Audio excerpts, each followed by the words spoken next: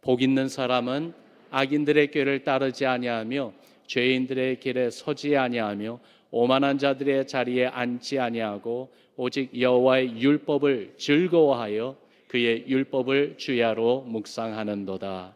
그는 시냇가에 심은 나무가 철을 따라 열매를 맺으며 그 잎사귀가 마르지 아니함 같으니 그가 하는 모든 일이 다 형통하리로다. 악인들은 그렇지 아니하며 오직 바람에 나는 겨와 같도다. 그러므로 악인들은 심판을 견디지 못하며 죄인들이 의인들의 모임에 들지 못하리로다. 무릇 의인들의 길은 여호와께서 인정하시나 악인들의 길은 망하리로다. 아멘. 이번 집회 주제가 하나님을 미소짓게 하는 인생입니다. 아마 어떻게 보면 부흥의 집회 주제나 제목으로는 이렇게 좀 색다르고 익숙하지 않은 그런 주제일 수 있습니다. 제가 민수기 6장 24절부터 26절 구약의 그 가장 대표적인 축도죠. 그 기도를 묵상하다가 이 말씀이 제 마음에 닿았어요. 여호와는 내게 복을 주시고 너를 지키기를 원하시며 여호와는 그의 얼굴을 내게 비추사 은혜 베푸시기를 원하며 여호와는 그 얼굴을 내게로 향하여 드사 평강 주시기를 원하노라. 하나님의 백성들을 축복하는 축도잖아요. 그 말씀을 묵상하면서 이런 축복을 받은 사람을 향한 하나님의 표정은 어떤 표정일까 하는 그러한 질문이 제 마음에 생겼어요.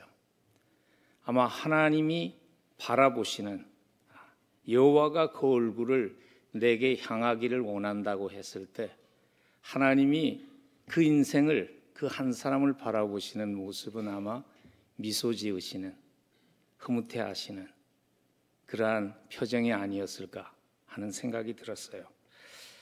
여러분 신앙생활을 하면서 하나님의 나를 향하신 표정을 생각하시는지요? 하나님이 나를 바라보실 때 미소 지으실까? 아니면 혹시 하나님은 나를 바라보시면서 안타까워하시지는 않으실까?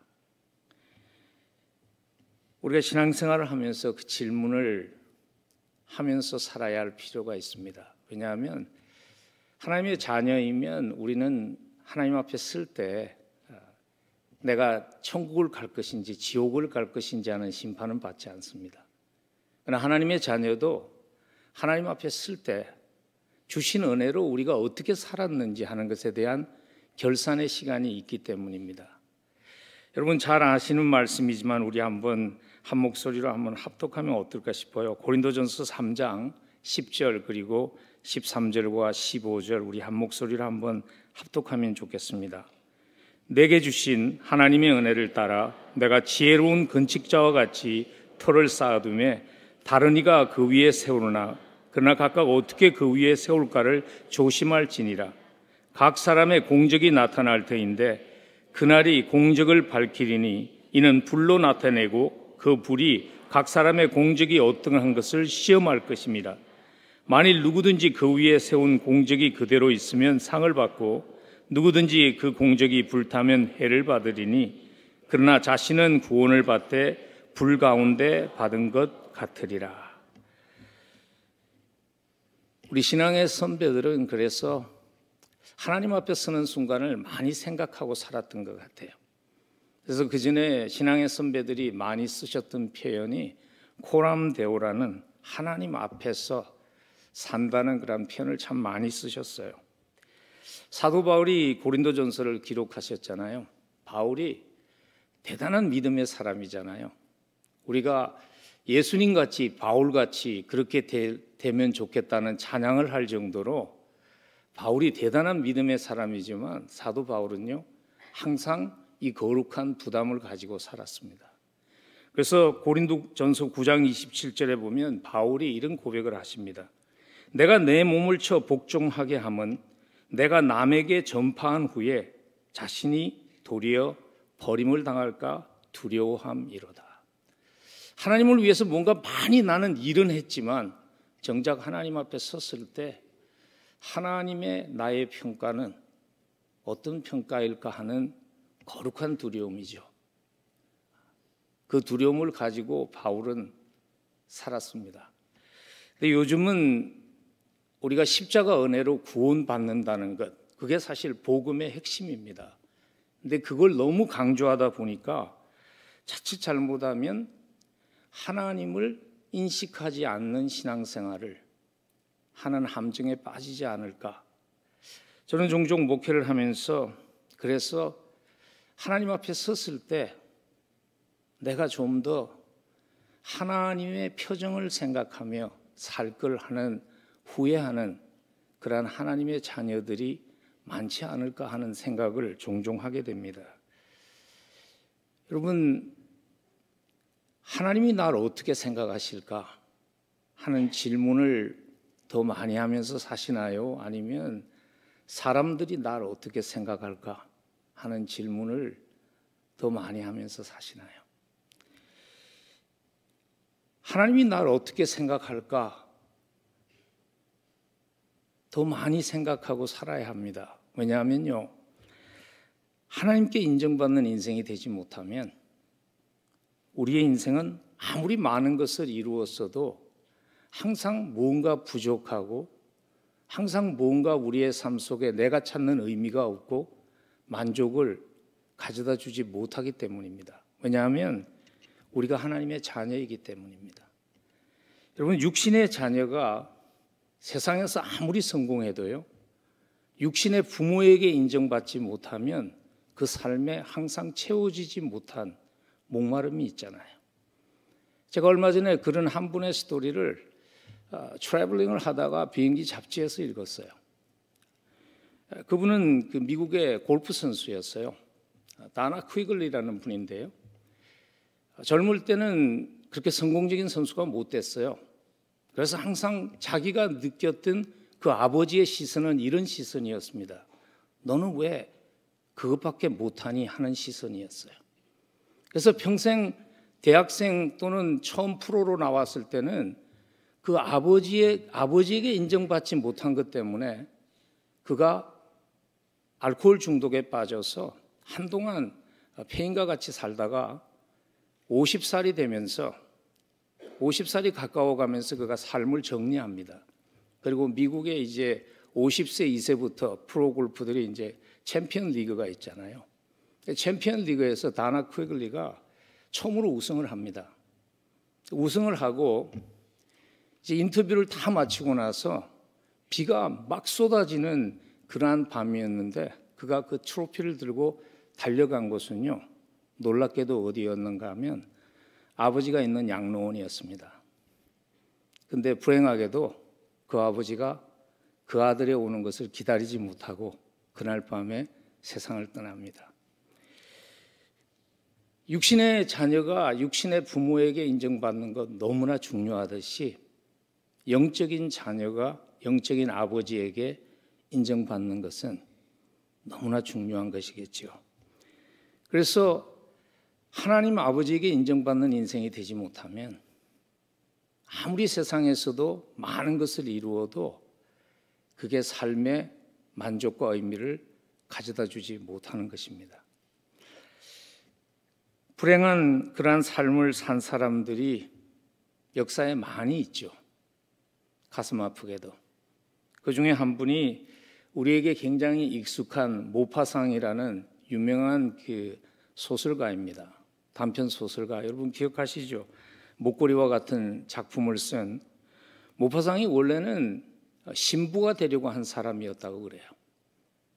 하나님을 그만큼 마음에 두고 살았던 사람입니다. 근데 신부 학교에서 그가 퇴학을 당합니다.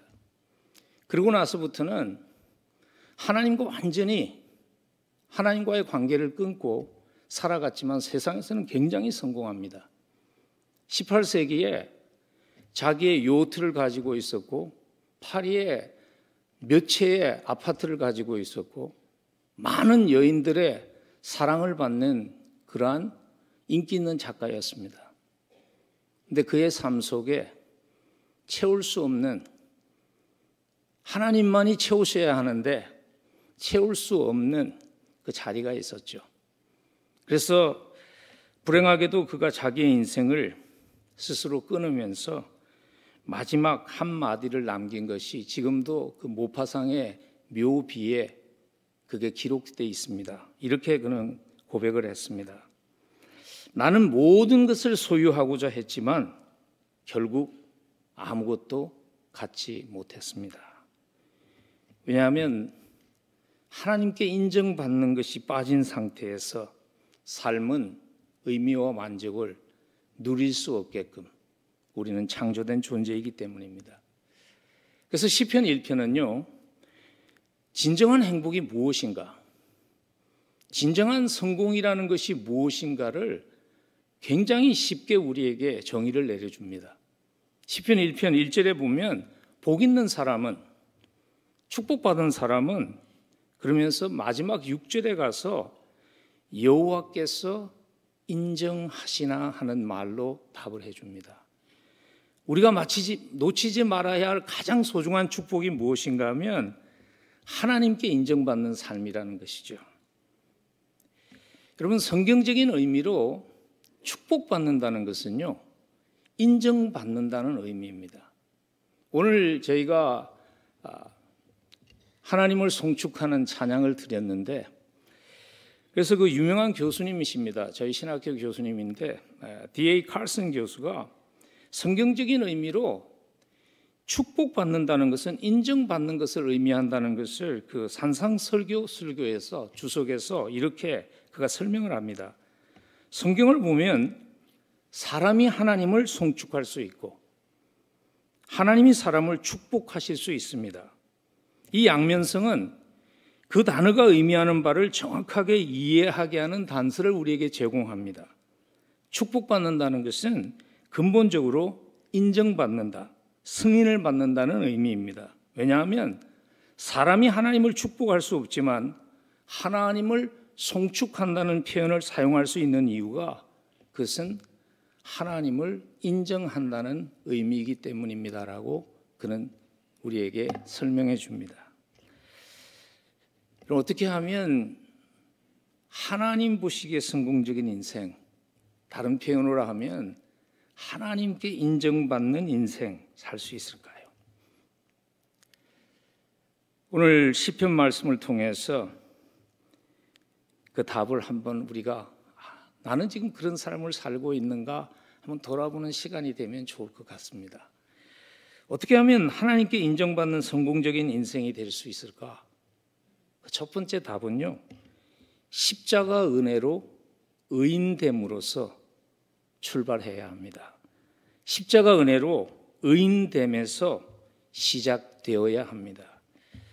십자가 은혜로 의인되는 것이 우리가 하나님께 인정받는 것의 첫 단추가 되어야 합니다. 우리 한국말에 그런 표현이 있잖아요. 첫 단추가 바로 끼워져야 된다.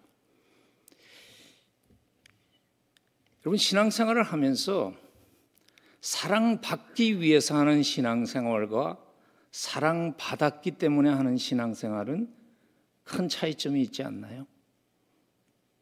사랑받기 위해서 하는 일은 무거운 짐이 될 수 있지만 사랑받았기 때문에 하는 일은 짐이 아니죠.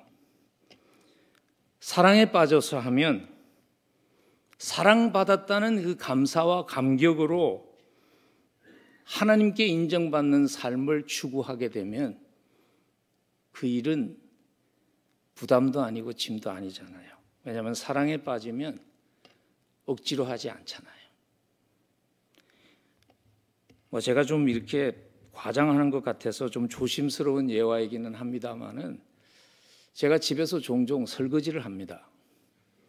이제 제 아내가 이렇게 토요일 날 같은 날 이제 자기 소그룹을 간다든지 또 섬김이 있어서 설거지를 못하고 나가면 제가 이제 토요일 날 좀 일찍 집에 들어오면 설거지를 합니다.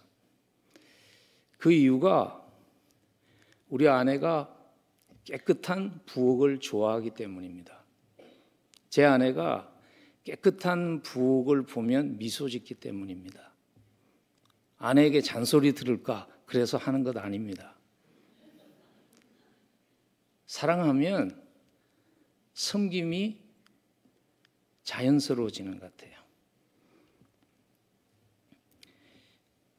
사랑받았기 때문에 사랑해 주신 하나님을 미소 짓기 위해서 하는 일들은 그래서 힘든 일들이 되지 않기 때문에 십자가 은혜로 사랑받은 그 의인됨에서 출발되어야 합니다. 혹시 여러분들 가운데 그 원리는 동의가 되는데 그게 오늘 시편과는 무슨 상관이 있는가, 그런 의문을 가지실 수 있을 것 같아서 잠깐 설명을 드리면요, 시편을 포함한 모든 구약의 말씀의 역할은 무엇인가 하면 오실 예수 그리스도를 바라보게 하는 역할을 하는 것이죠. 그리고 사실 구약의 모든 말씀들, 시편을 포함한 구약의 모든 말씀은 사실은 예수 그리스도에 대한 것을 설명하기 위한 말씀이라고 할 수 있습니다. 그래서 예수님께서 부활하신 후에 엠마오의 그 두 제자들과 걸어가시면서 예수님이 누가복음 23장 26절과 27절에서 이런 말씀을 하시거든요. 그리스도가 이런 고난을 받고 자기의 영광에 들어가야 할 것이 아니냐 하시고, 이에 모세와 모든 선지자들의 글로 시작하여 모든 성경에 쓴 바 자기에 관한 것을 자세히 설명하셨다. 구약 성경, 선지자, 모세와 선지자, 시편까지 포함한 모든 구약 성경은 결국 누구에 대한 글인가 하면 그것은 예수님에 대한 글입니다. 구약에서 이스라엘 백성들이 추구했던 왕을 추구하고 하는 그러한 모든 기록의 궁극적인 목적은 뭐냐면, 인간 왕은 우리의 필요를 채워주지 못하지만 궁극적으로 오셔야 할 왕이 있다는 것을 가르치는 그러한 방향표와 같은 역할을 하는 것이 구약 성경입니다. 시편 1편은요, 시편에 있어서 서론과 같은 그러한 말씀입니다. 그래서 그 초대교회의 가장 유명한 설교 주석가였죠. 성경 주석가였던 제롬은 시편 1편을 성령의 영감을 받은 서론이라는 표현을 사용했습니다. 그래서 우리가 시편 1편을 통해서 우리가 놓치지 말아야 하는 가장 소중한 축복인 하나님께 인정받는 삶도요, 결국은 십자가를 통해서 의인됨이라는 거기에서 출발이 되어야지 우리에게 신앙생활이라는 것이 두려움과 짐이 되지 않는 것이죠. 그래서 시편 1편은 사실 서론이기 때문에 어떤 인생이 가장 축복된 인생인가 하는 정의를 내려주지만, 그걸 어떻게 이제 거기서 예수 그리스도로부터 시작해야 된다는 것은 나머지 시편들을 읽으면 그것들이 기록되어 있습니다. 그래서 대표적인 그러한 시편이 시편 22편부터 24편까지 되어 있는 세 편의 연속적인 시편입니다. 시편 23편은 우리가 너무나 잘 알잖아요. 여호와가 나의 목자시니 내게 부족함이 없으리로다. 근데 그 시편을 여호와가 나의 목자가 될 수 있는 이유가 무엇인가 하면, 나를 푸른 초장으로 인도하실 수 있는 목자가 되신 이유가 무엇인가 하면 22장에 보면요, 내 하나님이여 내 하나님이 어찌해서 나를 버리셨나이까 하는 그 십자가의 절규와, 그리고 24장에 보면 문도라 너희 머리를 들지어다, 영광의 주님에 대한 그것이 이루어져서 예수 그리스도가 나의 목자가 되시는 것이죠. 한마디로 십자가와 상관없이 말씀을 읽으면 그 말씀은 우리에게 내가 감당할 수 없는 짐이 되는 것입니다. 시편 1편에서 그리고 구약 전체에서요, 의인과 악인이라는 표현이 나옵니다. 근데 의인과 악인을 구분하는 그 기준도 십자가입니다. 그래서 예수님께서 이런 말씀을 하셨잖아요. 바리새인보다, 서기관보다, 마태복음 5장 20절에서 우리가 더 낫지 아니하면 너희의 의가 서기관과 바리새인보다 더 낫지 못하면 결코 천국에 들어가지 못하리라. 여러분, 누가 사실 바리새인이나 서기관보다 더 의로운 삶을 행위로서 살 수 있습니까? 누가 그들보다 더 많이 금식하고 누가 그들보다 더 많이 성경을 묵상하는 삶을 살 수 있습니까? 예수님이 하시는 의미가 그것이죠. 십자가만이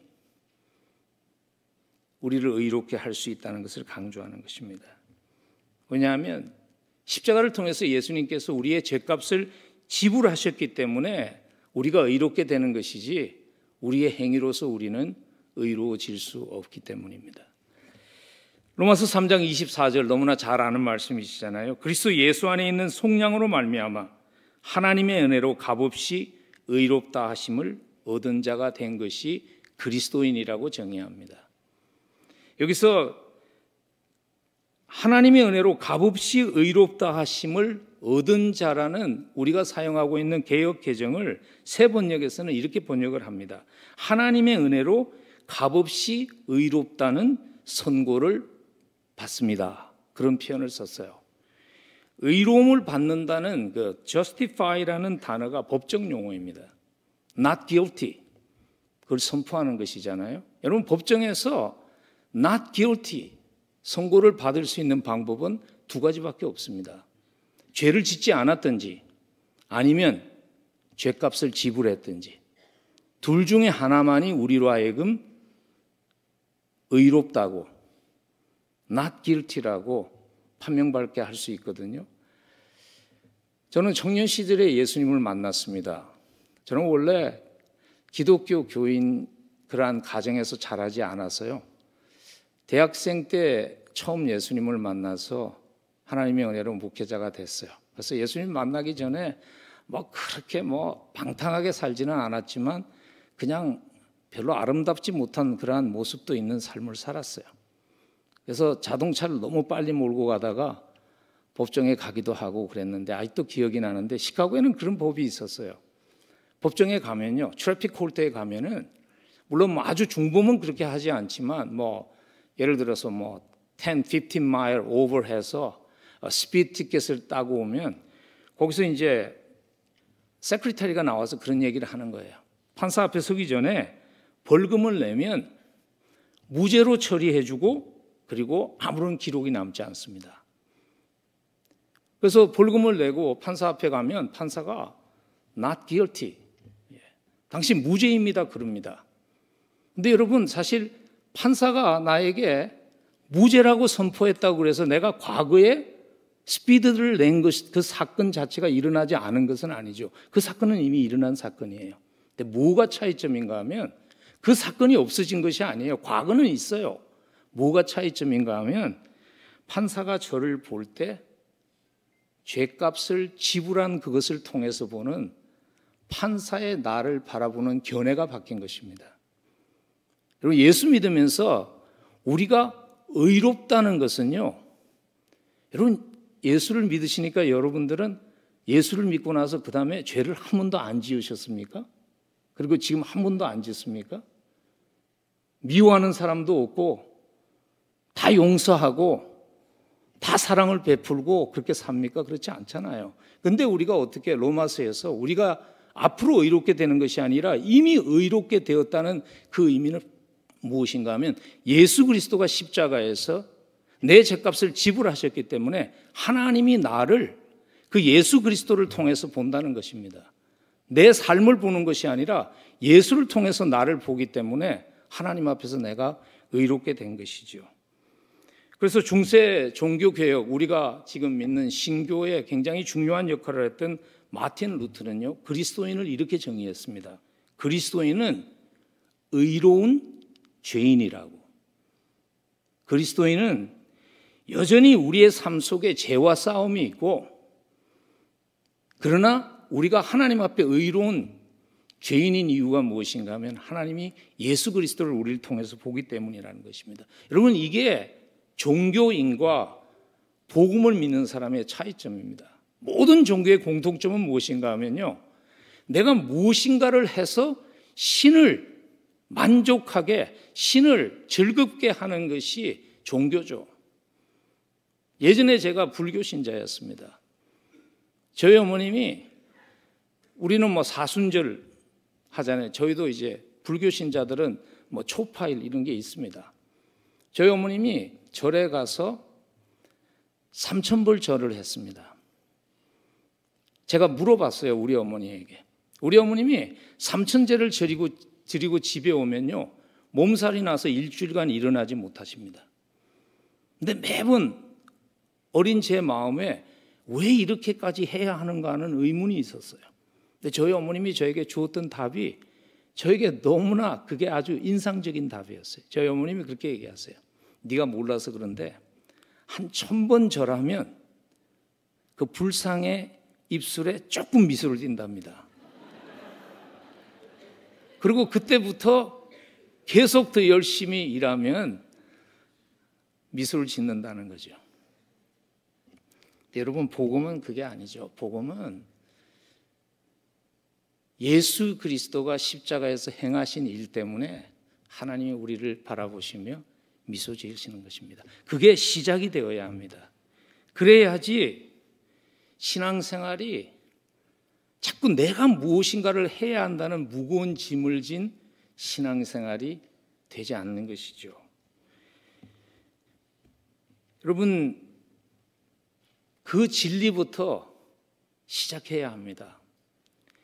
그래서 예수님께서 굉장히 중요한 말씀을 하셨잖아요. 진리를 알지니 진리가 너희를 자유하게 하리라. 여러분, 신앙생활을 하시면서 하나님 앞에 나올 때 그 자유함이 있으신지요? 아니면 나의 신앙생활은 여전히 두려움과 부담으로 하는 무거운 짐을 진 그러한 신앙생활은 아닌지요? 예수님이 우리를 초대하실 때 마태복음 11장 28절에서 수고하고 무거운 짐진 자들아 다 내게로 오라. 내가 너희를 쉬게 하리라. 여러분, 주님을 따라가는 여러분의 삶에 그 쉼이 있으신지요? 혹시 없다면 나는 지금 출발 지점이 잘못된 것이 아닌가 돌아보아야 합니다. 하나님께 인정받는 삶도요, 이미 예수 그리스도를 통해서 하나님이 나를 보시며 미소 지으신다는 그 출발점에서 시작하면, 내가 그렇게 하나님께 사랑받은 존재라는 그 감사하면서 시작하면 삶이 자유롭습니다. 진리를 알지니 진리가 너희를 자유하게 하리라. 여러분, 우리가 누려야 하는 가장 소중한 진리가 무엇인 줄 아십니까? 자꾸 내 가치를 증명하려는 무거운 짐을 지고 사는 것을 내려놓을 수 있는 자유함입니다. 많은 사람들이 종교적이든 아니든 자기의 존재 가치를 증명하기 위해서 무거운 짐 지고 살지 않나요? 저는 교회 안에서도 불행하게 그렇게 살아가는 분들을 종종 만납니다. 무언가 내가 하는 것을 통해서 나의 존재의 가치를 증명하려고 하는 인생은 피곤한 인생입니다. 저는 예수 믿고 너무 감사한 것 중에 하나가 뭐냐면 더 이상 나의 가치를 증명할 필요가 없다는 것을, 그 자유함을 그리스도가 주셨다는 것입니다. 저는 굉장히 자유로운 목사입니다.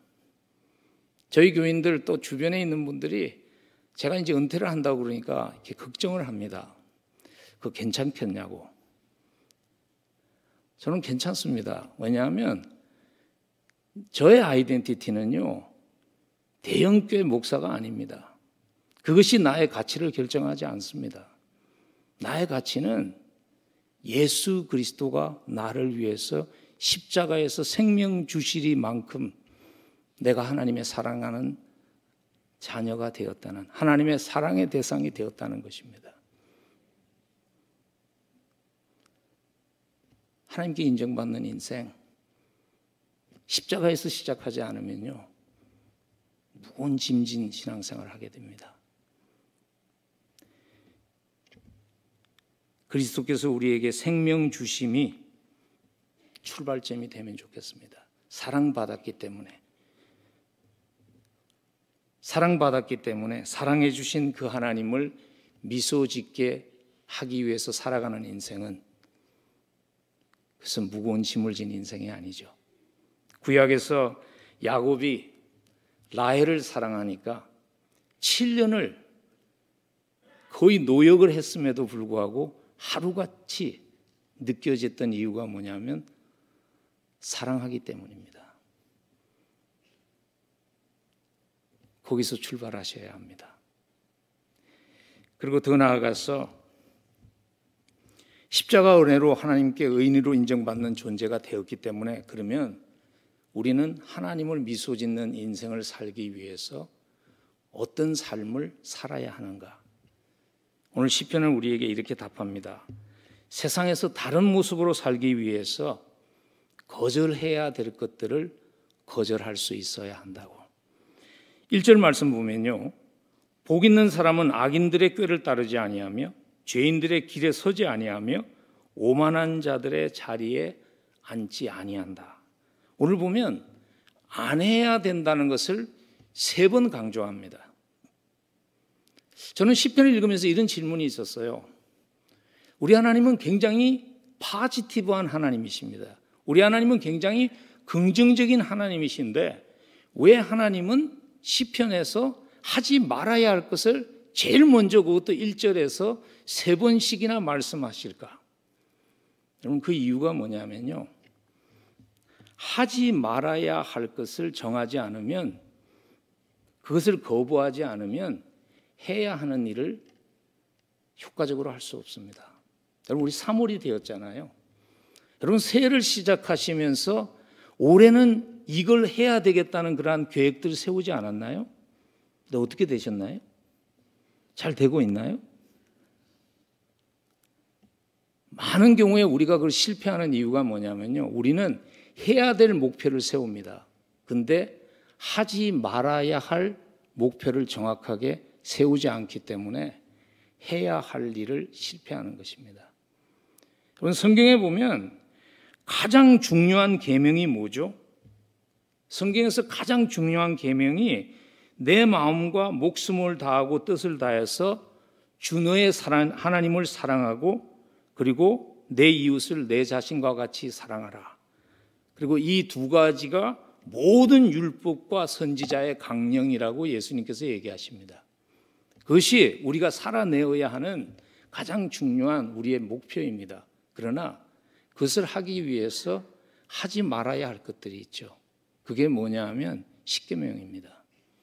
십계명은 우리에게 구체적으로 하나님을 정말 사랑하고 이웃을 정말 사랑하기 위해서 하지 말아야 할 구체적인 것이 무엇인가를 우리에게 가르쳐주는 역할을 하는 그런 말씀입니다. 하나님께 인정받는 축복, 마음껏 누리고 하나님을 미소짓게 하는 인생 되려면요, 거부해야 될 것들이 있습니다. 그 첫 번째가 오늘 보니까 1절에 자세하게 기록되어 있는데 악인의 꾀를 거부해야 된다, 이렇게 시편은 기록했습니다. 악인의 꾀는요, 하나님의 뜻과 반대되는 하나님의 뜻에 정면으로 도전하는 세상적인 삶의 철학이라고 그럴까요? 그 꾀가 악인의 꾀입니다. 그 악인의 꾀를 거절할 수 있어야 된다는 것이죠. 여러분, 지금 세상을 지배하고 있는 철학이죠. 그리고 우리 속에도 우리도 모르는 사이에 굉장히 많이 들어와서 자리 잡고 있는 악인의 꾀가 하나 있습니다. 그게 뭐냐면요, 우리 자신이 인생의 주인공이라는 그 거짓말입니다. 여러분, 커머셜, 광고 한번 들어보시면요, 모든 광고가 뭐냐면 당신이 주인공이라는 거예요. 맥도날드 광고가 그거잖아요. You deserve break. 네. 당신에게 그걸 누릴 권리가 있습니다. 모든 게 내가 주인공이라는 거예요. 세상의 모든 커머셜이라든지 세상의 모든 철학을 보면요, 당신이 누려야 해, 당신이 주인공이야, 당신이 영광을 받아야 돼, Life is all about you 하는 메시지잖아요. 근데 그것은 하나님의 메시지와는 너무나 상반된 메시지 아닌가요? 하나님이 주신 원리는 마태복음 6장 33절을 보면 너희는 먼저 그의 나라와 그의 의를 구하라. 그리하면 이 모든 것을 너희에게 더하시리라. It is not about you. 성경은 우리에게 끊임없이 얘기합니다. 우리가 주연이 아니라고. 우리는요, 하나님이라는 주연을, 그 주연이 영광을 받게 하기 위해서 하나님의 무대에 선택받아서 부름받은 조연들인데, 세상은 끊임없이 우리에게, 악인에게는 네가 주인이야, 네가 주인공이야, 네가 영광을 받아야 돼 하는 메시지를 끊임없이 우리에게 세뇌하죠. 근데 하나님께 정말 인정받는, 하나님을 미소짓게 하는 인생을 살았던 믿음의 선배들의 삶을 보면요, 그분들도 완벽한 사람들은 아니었습니다. 근데 한 가지를 알았습니다. 자기가 하나님의 영광, 하나님이라는 주연을 빛내기 위한 조연이라는 것을 확실하게 알고 살았습니다. 다윗, 하나님의 마음에 합한 사람, 완벽한 사람 아니었죠. 간음했고, 그걸 덮기 위해서 살인도 했고. 근데 다윗이 그러한 죄를 지었음에도 불구하고 한 가지 잊지 않은 것은요, 그가 철저하게 자기가 주인공이 아니라는 것을 알았습니다. 그래서 사무엘하 5장 11절과 15절에 보면 그가 잘 나갈 때였어요. 두루왕 히람이 다윗에게 사자들과 백창목과 목수와 석수를 보내매 저기가 다윗을 위하여 집을 지으니 다윗이 여호와께서 자기를 세우사 이스라엘 왕을 삼으신 것과 그 백성 이스라엘을 위하여 그 나라를 높인 것을 아니라. 다윗이 이유를 알았다는 것입니다. 하나님이 왜 나를 이렇게 높여주시는지 그 이유를 알았다는 것이죠. 하나님의 백성들을 잘 돌보고, 그리고 왕이신 하나님이 영광을 받으시게 하기 위해서 지금 내가 누리는 이 모든 것들도 이것이 하나님의 영광을 나타내기 위한 도구라는 것을 다윗이 인생이 잘 나갈 때 잊지 않았다는 것입니다. 빌리 그레이엄 목사님이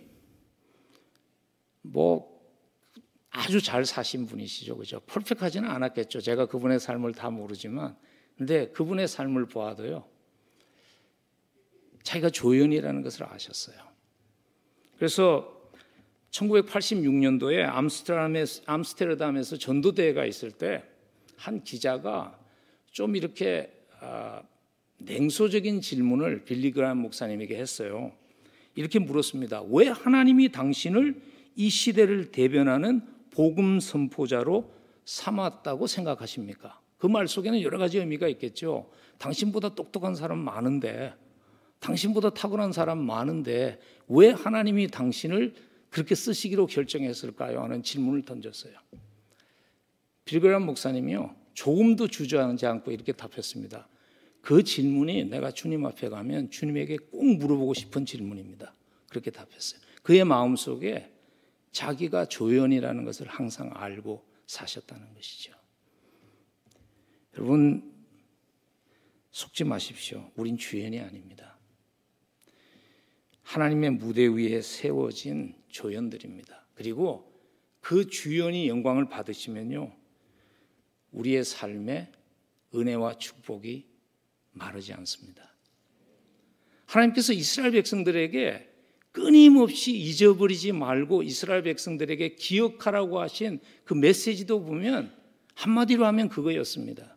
그래서 신명기를 보면요, 이제 이스라엘 백성들을 약속의 땅에 들려보내기 전에 하나님께서 신명기에서 이스라엘 백성들을 준비하시잖아요. 그 준비하시면서 신명기 8장 18절에 보면 내 하나님 여호와를 기억하라. 그가 너에게 재물을 얻을 능을 주셨음이라.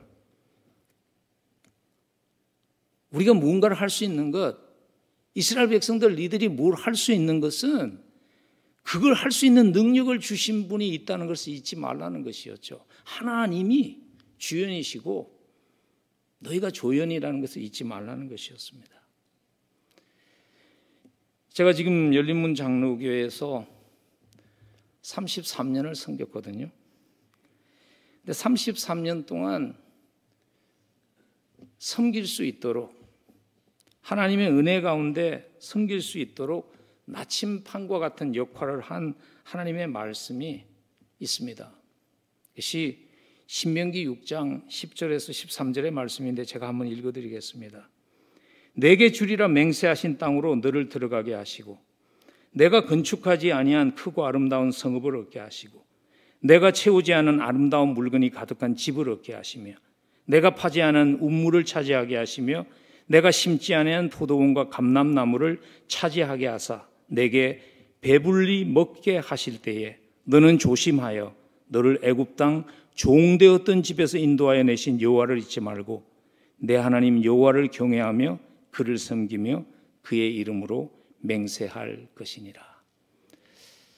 제가 하루 처음에 목회를 하는데 제가 목회가 저희 교회가 지금 저에게 있어서 첫 번째 담임 목회이고 첫 번째 1세 이민 교회를 섬기는 첫 번 목회입니다. 그러니까 처음에 얼마나 힘들었겠어요, 제가. 그리고 교인들도 얼마나 힘들었겠어요. 제가 요즘 교인들 너무 감사합니다. 저 같은 사람을 그렇게 기다리고 인내하고 해서 33년을 함께 왔는데 그때 목회가 너무 힘들어서 하나님 앞에 제가 막 눈물로 기도할 때 이 말씀을 주셨어요. 그래서 하나님이 내가 한다는 거예요. 네가 하는 게 아니라 교회를 세우는 일도 내가 하고 교회에 필요한 모든 것을 제공하는 일도 내가 하는데 네가 해야 되는 일은 한 가지인데 뭐냐면 하나님이 했다는 거 잊지 말라는 거야. 잘 될 때 네가 잘나서 된 것처럼 오해하지 말라는 것입니다. 그래서 제가 그때부터 저희 교인들과 함께 기도한 것이 있습니다. 저희가 이렇게 기도했습니다. 하나님, 주변 세상이 우리 교회를 볼 때 이렇게 말해주는 교회가 되면 좋겠습니다. 저 교회는 하나님이 함께 하시며 역사하시는 것이 확실하다. 왜냐하면 목사를 보나 교회를 보나 저런 교회가 될 수 없는데 하나님의 일하신 역사의 열매들이 있는 것으로 봐서 분명히 하나님이 일하시는 것이 확실한가 보다 하는 그러한 얘기를 듣는 교회가 되게 해 주십시오. 기도했습니다. 하나님 기도 응답하십니다. 열린문교회 담임 목사가 김용훈 목사라는 것을 모르는 사람들은 많습니다. 그리고 김용훈 목사를 모르는 사람은 되게 많습니다. 여러분들도 아마 그런 생각하고 오신 분들이 있을 거예요. 저 사람 뭔데 와가지고 이번 봄에 부흥회 강사로 갔지? 그런 생각 하시는 분들도 계시죠. 근데 열린문교회는 압니다. 하나님이 어떻게 일하셨는가, 그리고 하나님이 지금 어떻게 일하고 계신가, 열린문교회는 압니다.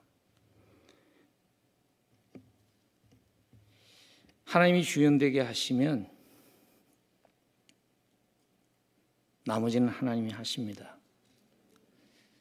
33년 전 처음에 교회 부임했을 때 담임 목사의 월급을 제대로 줄 수 없는 그러한 생존을 위해서 생존할 수 있을까 없을까를 고민하는 교회였습니다. 아직도 제가 기억납니다. 담임 목사로 갔는데 우리 재정 장로님이 월말에 저에게 수표를 주면서 꼭 이 얘기를 하세요. 목사님, 근데 이거 디파짓은 하지 마세요. 그래요. 그래서 다른 월급들 다 클리어 되고 나면 목사님은 한 2주 있다가 디파짓 하십시오 했던 얘기가 생각이 나요. 근데 지금은 보면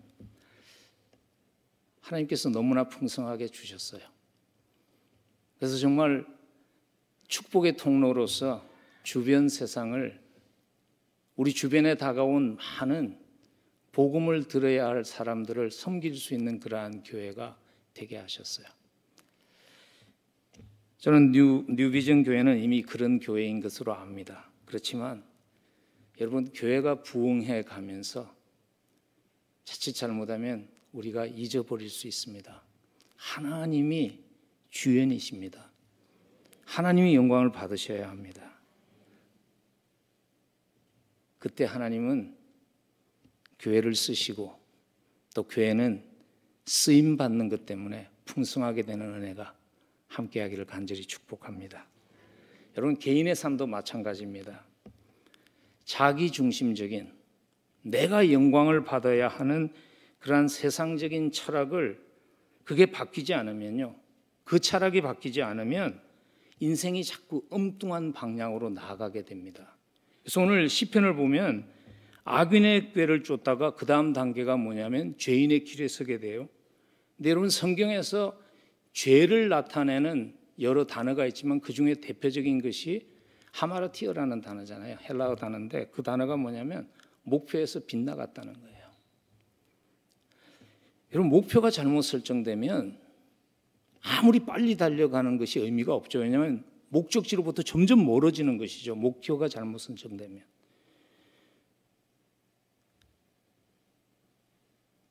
축복된 자리에 앉게 되는 것이 아니라 그러면 결국 어디에 앉게 되는가 하면 오만한 자의 자리에 앉게 된다고 성경은 우리에게 경고합니다. 여러분 우리가 조연입니다.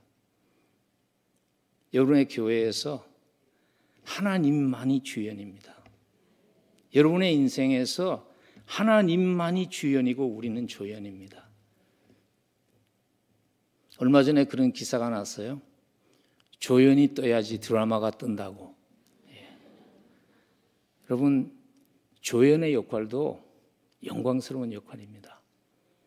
잘 감당하심을 통해서 하나님을 미소 짓게 하는 그러한 인생 되기를 간절히 축복합니다.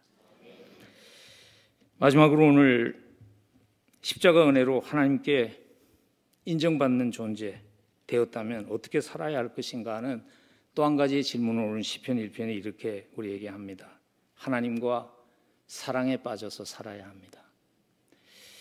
2절 말씀 보면은요, 오직 여호와의 율법을 즐거워하며 그 율법을 주야로 묵상하는 자로다 그렇게 썼습니다. 율법을 즐거워한다는 것은 율법을 주신 분을 즐거워해야지 율법을 즐거워할 수 있는 것입니다. 율법을 주신 하나님을 즐거워한다는 것은 우리에게 익숙한 표현을 쓰면 그분을 사랑하는 삶을 산다는 것이지요. 하나님과 사랑에 빠져서 살면 신앙생활이 짐이 되지 않습니다. 저는 신앙생활을 그렇게 정의하고 싶어요. 신앙생활은 로맨스입니다. 하나님을 만나고 그분과 사랑에 빠져서 가는 겁니다. 그게 우리 신앙생활입니다. 근데 종종 저희 교인들이 이런 질문을 하세요. 하나님을 정말 사랑하고 싶은데 사랑이 잘 느껴지지 않아서 사랑하는 것이 어렵다는 그러한 하소연을 어떨 때나 하세요.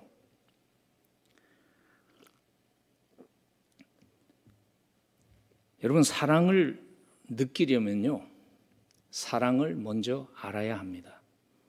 근데 우리는 순서를 거꾸로 할 때가 굉장히 많습니다. 사랑을 알지 못한 채 사랑을 느끼려고 할 때가 굉장히 많습니다. 하나님의 사랑을 알면 하나님의 사랑을 느낄 수 있습니다. 저희 동네에서 얼마 멀지 않은 곳에 유명한 그 아이비리그 스쿨이 있습니다. 유펜 대학이라는 대학. 그 대학에 철학 교수로 평생을 보내신 분이 계세요. 에밀 칼리엣이라는 교수인데요. 에밀 칼리엣 교수가 철학자니까요. 아주 탁월한 세상적인 철학자니까 하나님을 부인하면서 평생을 살았습니다. 그래서 이분이 결혼할 때 아내에게 딱 한 가지 부탁했다 그래요. 우리 집에는 종교 서적을 들고 들어와서는 안 된다. 그 약속만 지켜주면 된다고 얘기했대요. 근데 아내들이 남편 말을 잘 안 듣잖아요. 그래서 하루 보니까 아내가 성경책을 가져와서 읽고 있는 거예요. 근데 이분이 지식인이니까 화를 내기 전에 자기가 이런 생각을 한 겁니다. 아내랑 그 문제를 다투려면 내가 먼저 알아야 되겠다는 생각이 들어서 자기가 성경책을 사서 읽기 시작합니다. 근데 성경을 딱 펴었는데 펴진 곳이 어딘가 하면 산상수훈이었어요. 그래서 거기에서 말씀에 매혹돼서 계속 복음서를 읽게 되다가 그가 하나님을 만납니다. 그래서 그가 빛으로의 여행이라는 Journey into the Light이라는 자기의 간증을 쓴 책을 쓰면서 이런 고백을 합니다. 나는 그날 밤 이 하나님께 기도했고 나에게 응답하신 하나님은 그 말씀에서 말하고 있는 분과 동일한 사랑의 하나님이었습니다. 하나님의 사랑을 아는 것이죠. 아니까 하나님의 사랑이 느껴지기 시작한 것이죠. 우리는 신앙생활을 하면서 때로는요, 하나님한테 요구하는 시간은 굉장히 많은데 하나님의 사랑을 알아갈 수 있기 위해서 그것을 기다리고 귀를 기울이는 시간은 자칫 잘못하면 부족해지기가 참 쉽다는 생각이 들어요. 근데 하나님의 사랑을 경험하려면 이런 시간이 필요합니다. 새벽에 기도 나오셔서 어떤 분들은 보면 막 하나님 앞에 막 청구서를 막 내놓고 그리고 또 막 일 가셔야 되잖아요. 막 급히 가시잖아요. 근데 한번 이렇게 하나님 앞에 나왔어요. 하나님, 오늘은 제가 이거 필요합니다. 이걸 해결해 주세요. 그것보다는 하나님, 그냥 하나님의 십자가 사랑 오늘 좀 깊이 깨닫고 경험할 수 있게 말씀해 주세요. 기다리면 하나님 말씀하십니다. 십자가 앞에 나와서 좀 잠잠하게 있는 시간이 우리에게 필요한 것 같아요. 오늘 시편에서 비유로 쓰고 있는 물가에 심은 나무가 말이죠, 다른 나무보다 더 많은 열매를 맺은 것은 그 나무가 열심히 일했기 때문 아닙니다. 그냥 수원에다가 깊이 뿌리를 내린 것 뿐이죠. 물가에 심겨온 나무가 한 일은. 그랬더니 삶의 열매가 맺혀진 것 아닙니까? 하나님의 사랑에 깊이 뿌리 내리면요, 열매 맺습니다, 인생은. 근데 꼭 한 가지, 그 과정을 지나가면서 흔들리지 말고 기억하셔야 하는 중요한 것이 하나 있습니다. 오늘 시편을 마무리 지으면서 4절부터 6절 사이에서 강조하고 있는 것이 그것입니다. 4절부터 6절에 보면 악인들은 그렇지 아니하며 오직 바람에 나는 겨와 같도다. 그러면서 비교를 하죠.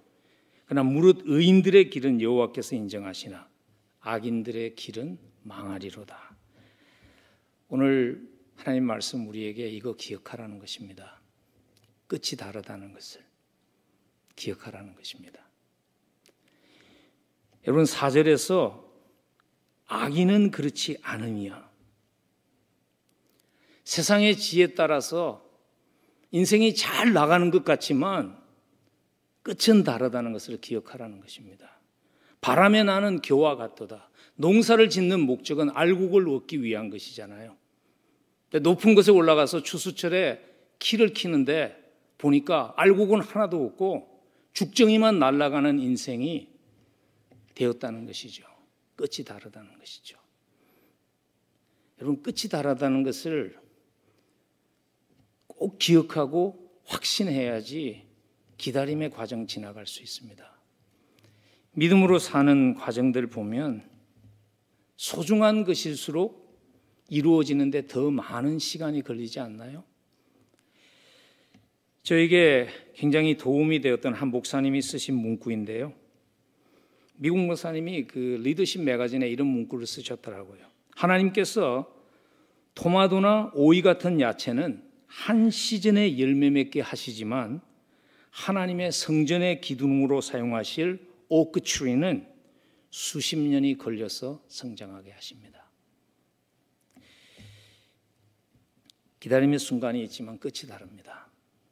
저에게 하나님을 의지하고 하나님의 영광만을 위해서 살아가는 삶은 끝이 다르다는 확신을 갖게 한 성도님이 계십니다. 이분은 나이가 많으셔서 예수님을 만나신 분입니다. 세탁소를 하셨는데요, 예수님을 만나고 세탁소 일이 너무나 즐거웠습니다. 그래서 찬송하면서 하루 종일 일했습니다. 그리고 교회 목사님들이 오시면은 25% 디스카운트 해주고요.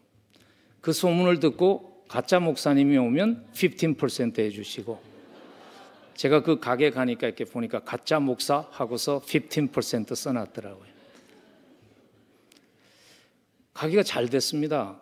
근데 하루 갑자기 롱 위켄드인데 월요일 날 가보니까 가게 도둑이 들었어요. 그래서 가게에 있는 물건이 다 없어졌어요. 예수 믿은 지 얼마 안 되셨을 때예요. 그래서 이분이 이제 주위 분들에게 좀 물어본 거죠. 어떻게 하죠? 어떻게 하죠? 그러니까 아줌마 거기 다시 들어가도 그 가게는 못 살려. 그거 물어준다고 힘만 들고 안 되니까 그냥 손 틀고 나와. 그래서 그냥 조용히 나오려고 그랬어요. 그분이. 근데 아침에 일어나서 기도를 하는데 주님이 이런 음성으로 말씀하셨답니다. 근데 네가 뭐 관두는 거는 뭐 그건 네 선택인데, 근데 네가 이때까지 그렇게 이웃들에게 전했던 하나님은 어떻게 하냐? 너 주변 사람들이, 네 손님들이 네가 믿는 하나님을 어떻게 생각할까 하는 마음을 주셨어요. 그래서 이분이 다시 돌아갔어요. 가게로. 그리고 정말 잃어버린 물건 뭐 다 물어준다고 너무 어려운 시절을 지났어요. 근데 끝에 그분이 은퇴하면서 가게를 정리할 때 하나님께서 그 동네를 업그레이드 시키셨어요. 그러면서 끝이 다르게 하셨어요. 제가 이분의 스토리를 왜 이렇게 자세하게 아는 줄 아세요? 저희 어머니예요. 저희는요, 그 사건을 통해서 하나님의 신실하심을 경험했어요. 물질적인 것 그 이상으로 하나님의 영광이 목적이 될 때 하나님이 일하심을 저희는 경험했어요. 그리고 그 경험이 저로 하여금 목회를 하면서 어려운 시절을 지나갈 때마다 확신이 됐어요. 끝이 다르다는 것. 여러분, 끝이 다릅니다. 이 자리에도 예수님 너무 사랑하지만 지금 어려운 시간을 지나가는 분들도 계시죠. 왜 이럴까? 우리 앞집 사람은 교회도 안 다니고 김 집사는 이름만 집사지 제대로 하는 것도 없는데 삶이 잘 풀리는데 나는 왜 이렇게 안 풀릴까? 여러분 기억하십시오. 끝이 다릅니다.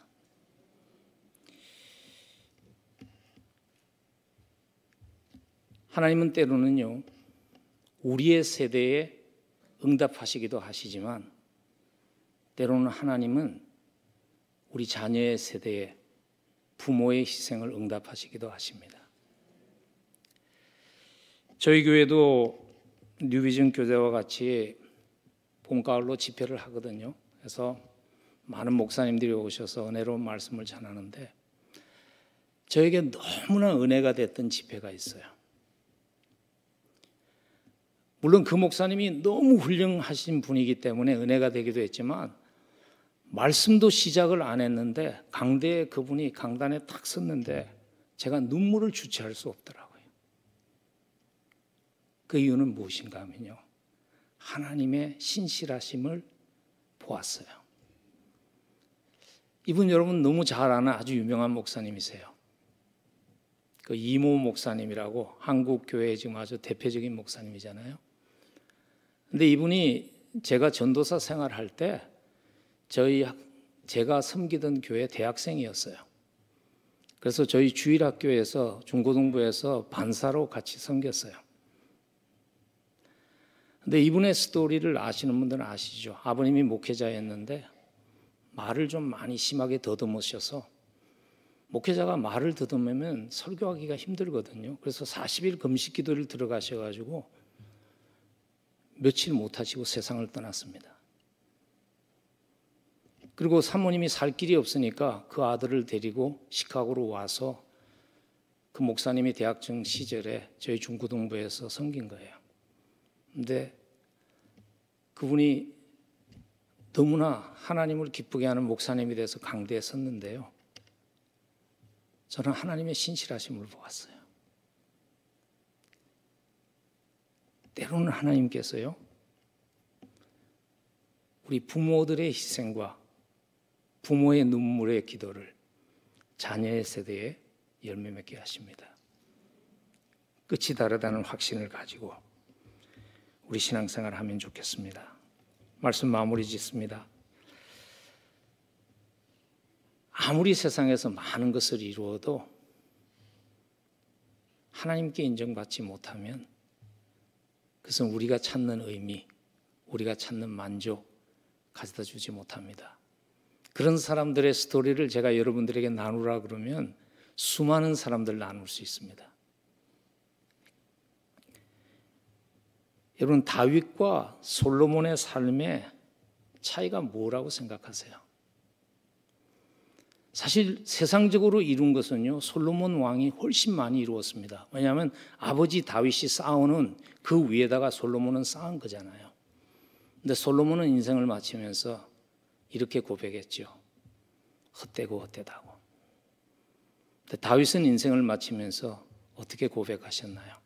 시편 23편에서 내 잔이 넘치나이다.